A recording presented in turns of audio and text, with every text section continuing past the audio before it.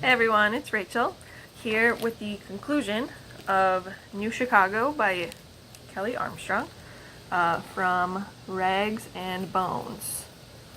New twist on timeless tales. So again, this is a short story inspired by the monkey's paw, and the monkey paw in question is a magical device that gives you 3 wishes, but you need to be very careful for what you wish for.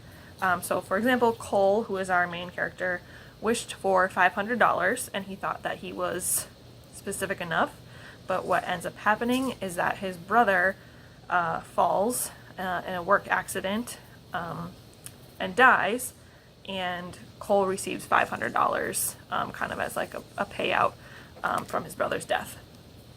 So we'll join back in the story right there, right after Cole has just found out that his brother has passed away. Cole sat in the dark, shivering and alone. He'd already flown into a rage. He'd already broken things. He'd already cried. Now he sat on his crate with the pile of money in front of him.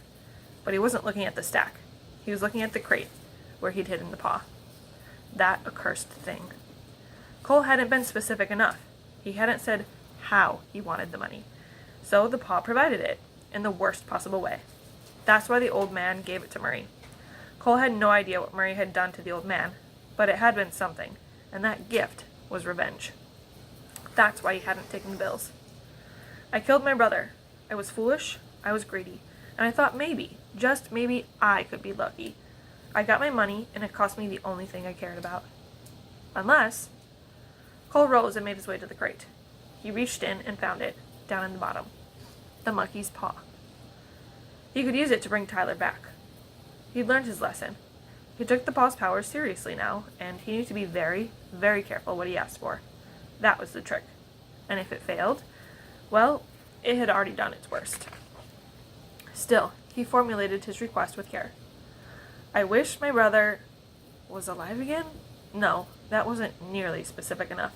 Tyler would probably rise from wherever McClintock dumped him, his broken body crawling back. Cole shivered. No, he'd read too many horror novels to make that mistake.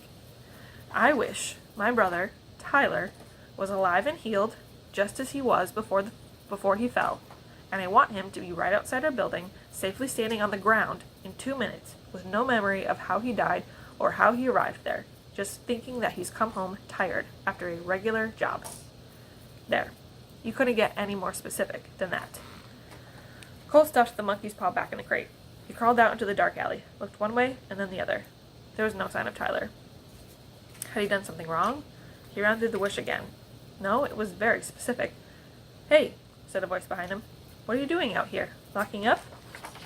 He turned and saw Tyler. His brother managed a faint smile and then rubbed his eyes. He yawned and looked around, blinking, as if confused. Cole's heart thudded, and he wanted to run over and hug Tyler like he hadn't since he was 12. But he didn't dare, as if Tyler might evaporate the minute he threw his arms around him. Are you okay? Cole asked finally. Yeah, just a long day. Another tired smile, as Tyler clapped Cole on the back. Come on, bud, let's get inside. Tyler conked out as soon as he lay down. It took hours for Cole to fall asleep. He kept crawling over and listening to make sure his brother was still breathing. He was. He seemed fine. He'd rubbed his right arm a few times, but there was nothing wrong with it that Cole could see. He must have knocked it before the fall, and it still stung. Finally, Cole drifted off. He'd barely gotten to sleep when Tyler bolted awake, Cole jumping up too. Jake, Tyler said. It was Jake! Cole scrambled over, his heart thudding again. What's wrong? It's Jake. He pushed me. Tyler stopped and blinked. He looked around, as if getting his bearings. Okay. What? Tyler shook his head sharply, the anger gone from his voice. I was dreaming. I was on the job last night. We were in a building 10 floors up. Jake pushed me over the edge.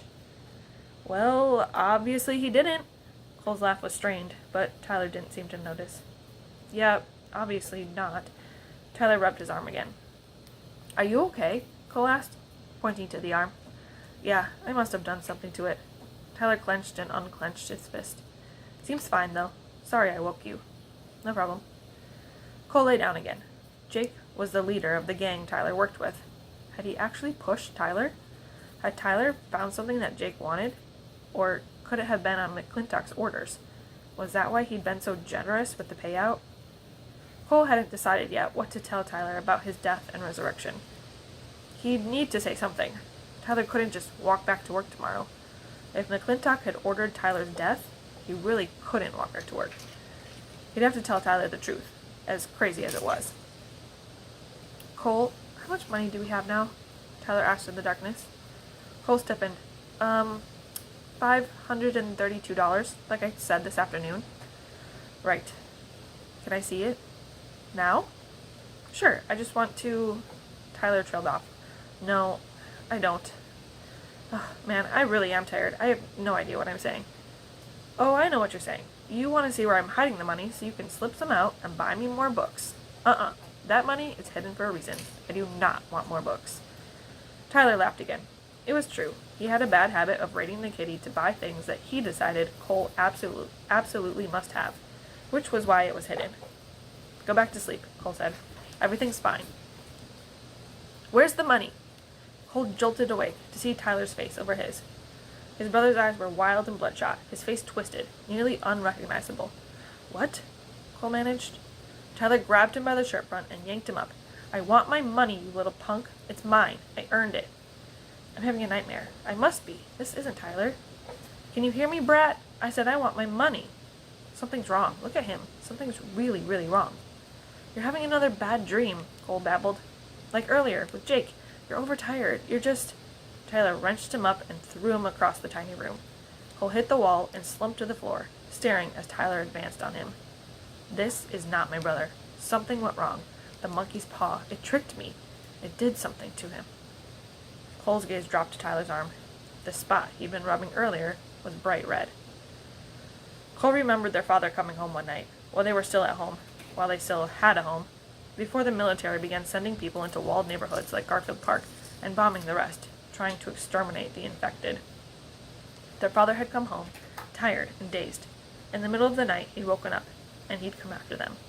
"You brats, you ungrateful brats, spending my money, eating my food." As Tyler reached for him, Cole's gaze shot to his brother's arm, to that fevered red spot, to the white semicircles around it, the faint scars of a bite mark. "They say that one of the infected got in. It's Jake. He pushed me." Because Tyler had been bitten. He'd gotten ambushed by one of the infected, and Jake saw it happen and pushed him over the edge because he knew what was coming. Because Jake was a friend, and that's what you did if a friend got bitten. You gave him a quick and merciful death. Then I brought him back.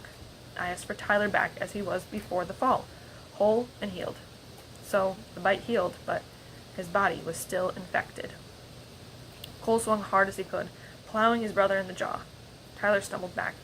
Cole leaped up, raced to his dresser crate. He snatched the monkey's paw and tore out the door. Cole didn't lead Tyler out onto the street. He might attack someone else. More important, he could be spotted. Cole had to solve this himself. He stayed inside their bombed-out building, leapfrogging over small debris piles and hiding behind bigger ones, keeping one step ahead of Tyler as he tried to figure out what to do next. He remembered the night their father got infected. Tyler had put Cole in the locked bathroom and told him to stay there, but Cole had snuck out. He'd follow as his brother led their father through the dark streets, steering him straight to a guard station. Tyler had shouted a warning, and the guards came out, and then there was a shot.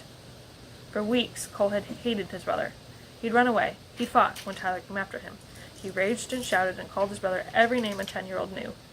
He remembered Tyler explaining that this was what their father told him to do. Once you were bitten, even if you seemed normal for a while, something inside you had changed, and no matter how good a person you were, you'd hide the bite.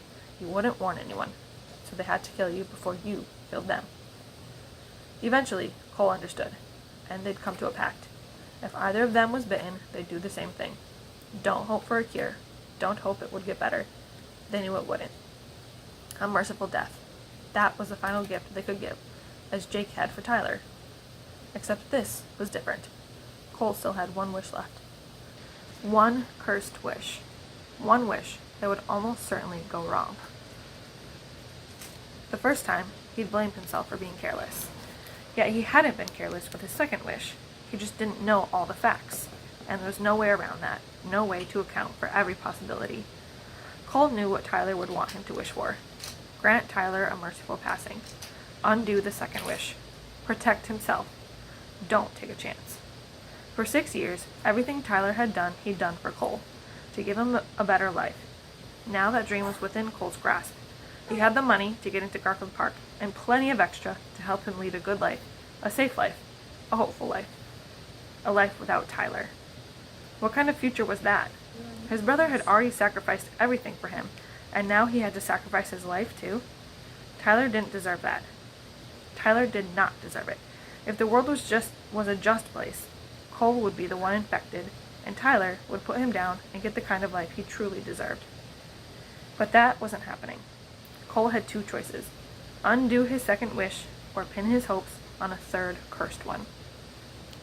Cole rounded a chunk of wall and nearly ran into his brother. Tyler snarled and lunged at him. Cole stumbled, twisting and getting his footing just as Tyler caught his shirt. "Give me that money, you ungrateful brat. It's mine. I worked for it while you sat and..." Cole wrenched free. As Cole ran, Tyler continued shouting after him, shouting insults and curses. Maybe that should help his decision. It didn't. Cole couldn't even tell himself that maybe this was what Tyler really felt deep down, because he knew this was the infection talking. His brother had given him everything because it gave him a purpose. It made him happy. And you know what he'd want to give you now? The best chance possible. Which is exactly what I want to give him. So once again, they were at an impasse. And Cole had to break it. He had to make a choice. Cole saw a door ahead. It led into a rubble-filled room. When they had first arrived here 4 years ago, they tried to clear that area. A room with 4 standing walls and a door was rare, but the ceiling was half caved in and the rubble too heavy to move. Now that's where Cole ran. He raced through the door, banged it shut, and leaned against it. He took out the monkey's paw and gripped it tight. Tyler slammed into the door. It jostled Cole, but stayed closed. His brother pounded, as if his mind was too far gone to even try the handle. Now, Cole had to make a choice. Wish for a merciful death, or wish for his brother back. Uninfected and healthy. And pray, just pray, that it worked out this time. Because if it didn't, he was out of wishes. Was there a choice? Really? Was there? No, not for him. "I'm sorry," Cole whispered. "I know what you'd want me to do, and I know what I have to do. And if I make the wrong choice, I'm sorry." He squeezed his eyes shut, and very carefully, he made his wish. The words had barely left his lips before the door went still. Cole stood there, listening, and hoping and praying. Then he took a deep breath, reached for the handle, and opened the door. The end. Thanks for listening, everyone, and we'll see you next time. Bye!